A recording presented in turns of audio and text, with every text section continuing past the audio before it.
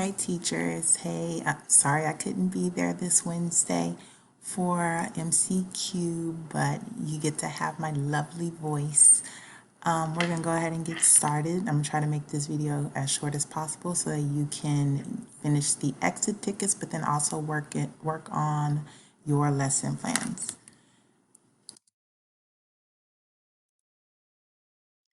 So a part of your do now is making sure that you have your information to log into Google Drive. Open up iStation because you will need that for the iStation video, and then pull up your shared lesson plans so that when it's time, you'll be able to work with the team. Our objectives is we'll share the RLA walkthrough data, briefly discuss data trackers, discuss different topics on iStation, and then when this particular video is over, you'll break up into your programs and you'll discuss your lesson plans for the upcoming week. Reminders, Reading Academy for 2nd and 3rd grade. Week 1 is October 24th to 10/27. 3rd grade, I do understand that you do have a social studies DCA that is happening that week. An email is going to be sent out for your coverage. Reading Academy does trump the interim assessment as of now, so we will have someone that will be covering your class. Don't you worry about that.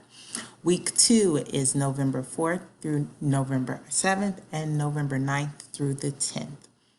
PLC next week is going to focus on data/student work. So what the literacy department would like for you to do is to bring in your completed exit tickets from Module 2 so that we can look at the exit tickets that the students are using to look at their student work, but then also look at the data from Module 2 to see how it correlates with what they were learning throughout the module. Important dates. This is our 2nd and 3rd grade slide. Module 3, once again, is not going to be on School City, and that is because we're taking interim assessments for 3rd and 4th grade.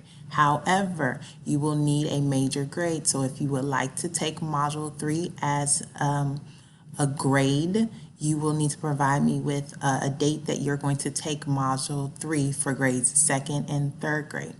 3rd grade, your reading SIA number 1 is going to be November 10th, and it is going to be on Cambian. Your social studies IA number 1 is going to be October 26th on School City. More information about both of those interim assessments will be sent out as we get closer to the actual dates.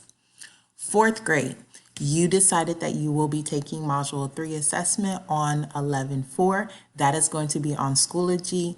Let me know if you already have it created. If not, I need enough time so that I can create it on Schoology. Your SIA number 1 is going to be 11/10 as well on Cambian. Your social studies interim assessment is going to be November 14th on School City. The reason why, once again, you're not taking Module 3 on School City is because we are taking interim assessments. RLA walks. So a couple of data and feedback that was sent out from content as well as admin as we were walking. In your emails, you'll notice that a lot of the glows and positives were sent out to you as an individual teacher, but this was going to be more of the grade level for the literacy block. So a couple of glows and positives that all the teachers were following the lesson plan as submitted on Schoology. Student to teacher interaction was happening across the grade levels, whether it was talking about their project week or whether it was focusing on an actual lesson. Some growths and next steps that we definitely have to kind of like work on and that we'll be coming around looking for the next time we walk is updated data walls. So now that we're headed towards Module 3, you should have updated data walls for Module 1 as well as Module 2. Student to student interaction, that's something we're going to be talking about very heavily in PLC as well as in planning when I do make it back as well. Ms. Casella has talked about it last year. She continues to talk about it this year. The link to all of the different student interactions is still and will always continue to be inside of the literacy agenda. So making sure that you're using that, you're putting it in the lesson plans, and you're providing opportunities for students to talk to each other before they answer you. Active observation. This is something, once again, that's going to be covered inside of PLC.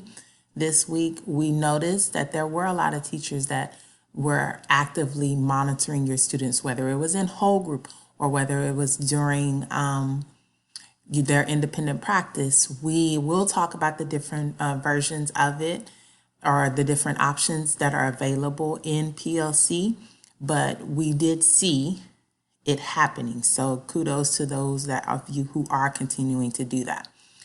Posting small group schedules next to small group table. So as we walked, we know that we tried to come in during most of whole group. We were looking around for the schedules because schedules should already be up. And we did notice that a lot did not have schedules. So just giving this blanket statement to everybody, small group schedules should be up already next to small group tables. Students should be in each grouping, and you should also have times that you meet with each group.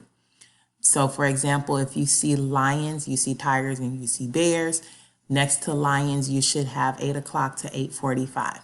Next to tigers, you should say 8:50 to 9 o'clock, depending on whatever, and I know my time increments are wrong, but you should have times next to each time that you see the group.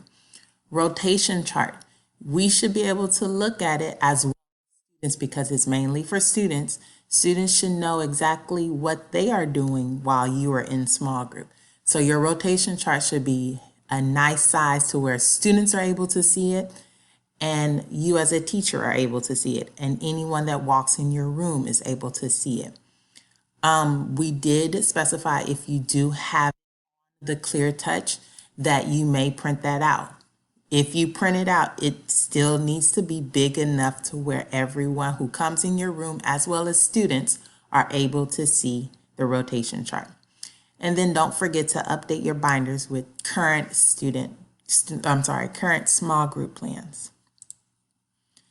Data trackers. So making sure, once again, just to update your TEKS data tracker. I put the links in here for 2nd, 3rd, and 4th grade. You have access to that. So just going in and making sure that you have the most updated information for your Module 2 assessment. Remember, your campus data is going to automatically populate over. So all you're doing is putting your individual class data that's in there. If you need assistance or clarification on how to do that, definitely reach out and I'll be able to assist you. Don't forget to update the exit ticket data tracker.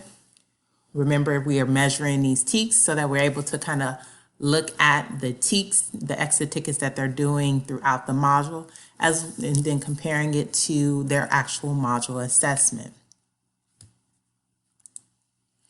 iStation updates. So this is a piece that is going to be talked about in a separate video that's going to be included inside of the Literacy MC Cubed email. You have access to this iStation video link. You'll come up here, you'll click on this link. It'll walk you through us tracking the iStation usage report and what the importance of it. And then we'll also talk about the student growth goals. When the video is done, you'll complete the exit ticket that's at the end, that's going to be included inside of the email. HB3 and iStation connection. I just want to briefly touch on this for K through 2nd. These are our HB3 goals that we have a part of our SIP. This was also included in the email that Dr. Shaw sent out about just kind of like checking to make sure you know what you are responsible for as a grade level teacher for within one of these grade levels. And so knowing where your students are and how you can keep them on track to so we can meet these specific percentages for your specific grade level as well as your specific language of instruction. And then this last piece is definitely going to be talked about within the iStation video. And so that's it. I tried to keep it under 10 minutes. I did that. Yay. Now you guys will go ahead and break into your individual programs and work on your lessons. Thank you guys.